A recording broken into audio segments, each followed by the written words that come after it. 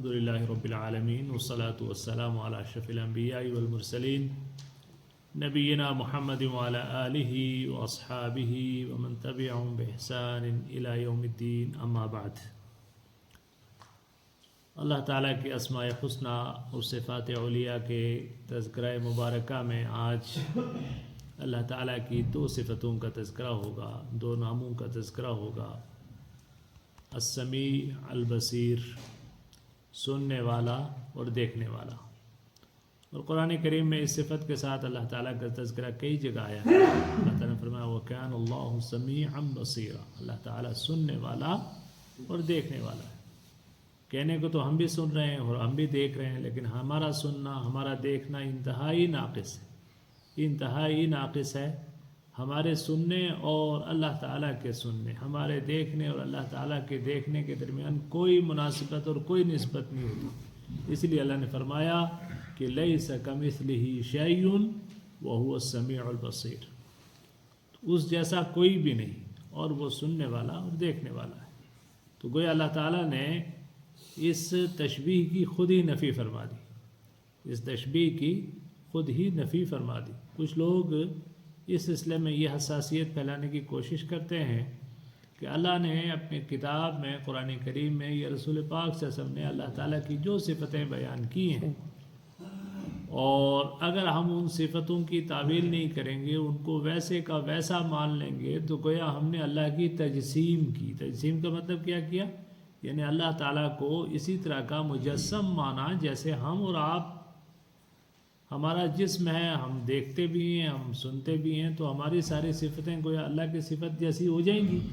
تو یہ گویا اللہ تعالیٰ کی تجسیم ہوئی۔ اس لیے وہ کیا کرتے ہیں کہ وہ سمیع کی بھی کوئی اپنی طرف سے وہ مزید تعویل کرتے ہیں، بصیر کی اور تعویل کرتے ہیں، عرش پہ اللہ تعالیٰ کے مستوی ہونے کی تعویل کرتے ہیں۔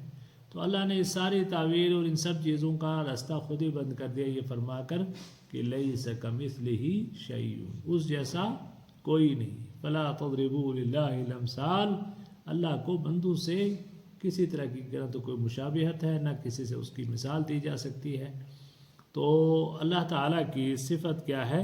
لیس، فرمایا کہ ان وکان اللہ سمیعا بصیرا، بے شک اللہ تعالیٰ سننے والا اور دیکھنے والا ہے۔ اللہ نے فرمایا سواء منکم من اسر القول ومن جہر به ومن هو مستخف باللیل وسارب بالنہار، تم میں کوئی بات کو چھپائے، کچھ ظاہر کرے، رات کے اندھیرے میں، پردوں میں، دن میں، سب اللہ تعالیٰ کی نگاہوں سے کوئی چیز مخفی نہیں ہے، اس کے سننے سے کوئی چیز باہر نہیں ہے۔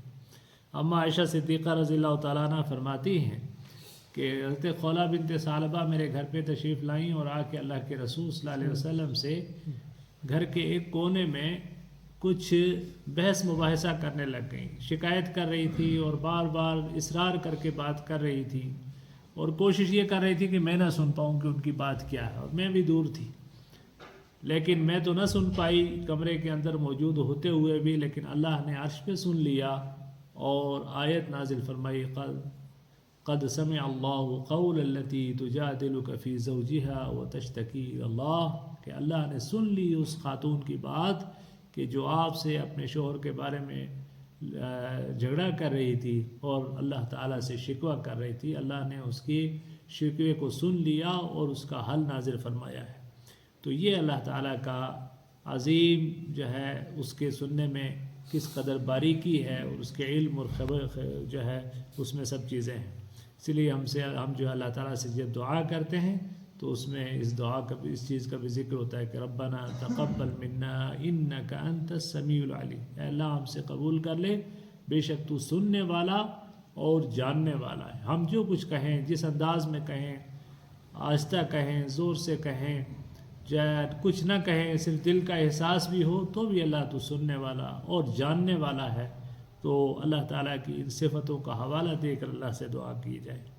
اور پھر جو البصیر ہے اس میں بھی یہ ساری کی ساری چیزیں پائی جاتی ہیں۔ اللہ دیکھ رہا ہے، اور اللہ نے ہمیں بھی دیکھنے کے لیے نگاہیں دی ہیں، عبرت کی نگاہیں ہیں۔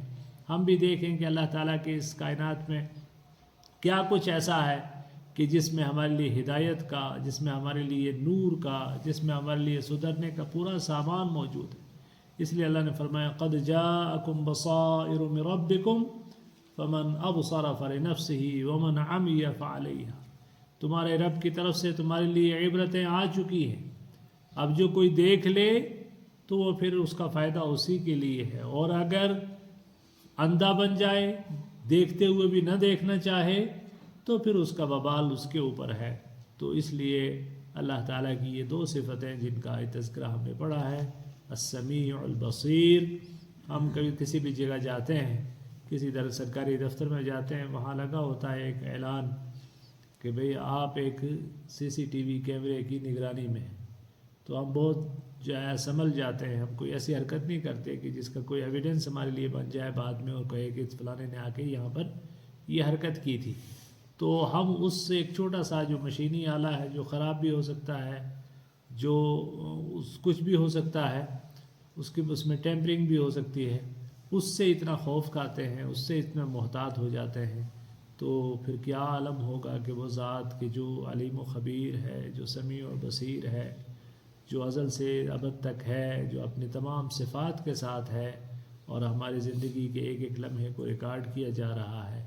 تو اللہ تعالیٰ سے دعا ہے کہ وہ ہمیں ہدایت پر گامزن رکھے. وآخر دعوانا الحمدللہ رب العالمین.